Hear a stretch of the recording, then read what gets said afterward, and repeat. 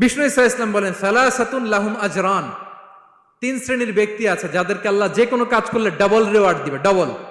আপনি নামাজ পড়লে যাওয়া সওয়াব, এক করলে দ্বিগুণ সওয়াব। এর মধ্যে এক শ্রেণীর হচ্ছে ওয়াল আবদুল মামলুক ইদা আদ্দা হাক্কাল্লাহ ওয়া হাক্কা মাওয়ালিহ, ওই দাস যে তার আল্লাহর ইবাদত করে, আল্লাহর হকও পালন করে আর তার মনিবের হকও পালন করে। এখানে দাস বলতে শুধু আগের সময়ের দাসই নয়, বর্তমান সময়ের যারা কর্মজীবী তারাও। কোন কর্মজীবী সে যদি আল্লাহর বিধান, আল্লাহর হক আদায় করে, পাশাপাশি যার আন্ডারে সে কাজ করে তার হকও আদায় করে, বিষ্ণু ইসা ইসলাম বলেন সব কাজে তার প্রতিদান হবে ডবল ডবল। পড়েন আল্লাহু আকবার। তাহলে শ্রমিকের দায়িত্ব হচ্ছে কোম্পানিকে যে সার্ভিস তার দেওয়া এটা পূর্ণাঙ্গ রূপে দিতে হবে। কথা বলেন ঠিক কিনা?